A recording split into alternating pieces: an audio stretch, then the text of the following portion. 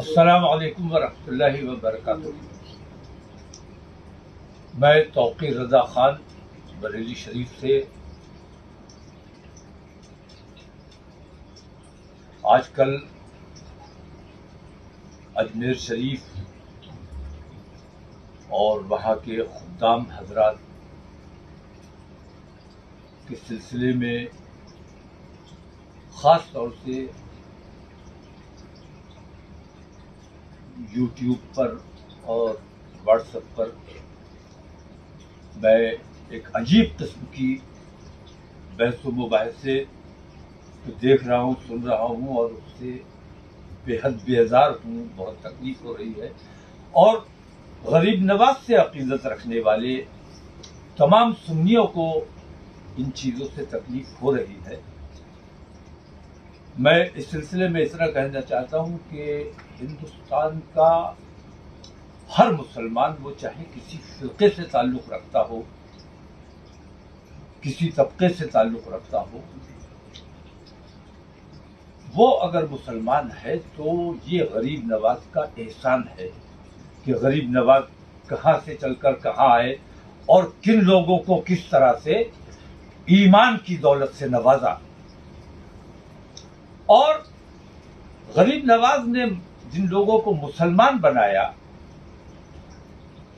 ان کے ایمان و عقیدے پر جب حملہ ہونا شروع ہوا تو اعلیٰ حضرت تشریف لائے اور اعلیٰ حضرت نے غریب نواز کے بنائے ہوئے مسلمان کے ایمان و عقیدے کی حفاظت فرمائی اور خانقاہی نظام کو بچانے کا کام کیا۔ تو زیادہ تفصیل کی بات نہیں ہے، اس وقت صرف اتنا کہنا چاہتا ہوں کہ غریب نواز نے اپنی خدمت کے لیے جن لوگوں کو پسند فرمایا،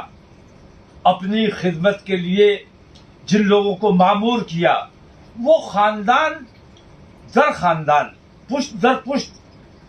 وہ خدمت کرتے چلے آ رہے ہیں۔ ان کے معاملات میں دخل دینا یا ان سے بھی میری یہ درخواست ہے کہ اخلاق ہماری سب سے بڑی ذمہ داری ہے، اور غریب نواز کے جو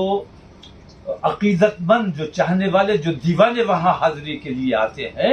ان کے ساتھ عقیدت اور محبت سے پیش آنا چاہیے۔ یہاں میں اس واقعے کا بھی ذکر کرنا ضروری سمجھتا ہوں جس میں ایک خادم نے حج پر جانے والے، وہ بھی مبارکباد کے مستحق ہے کہ اتنا بڑا قدم اٹھایا، ان کے سر پہ جو ہاتھ رکھا تھا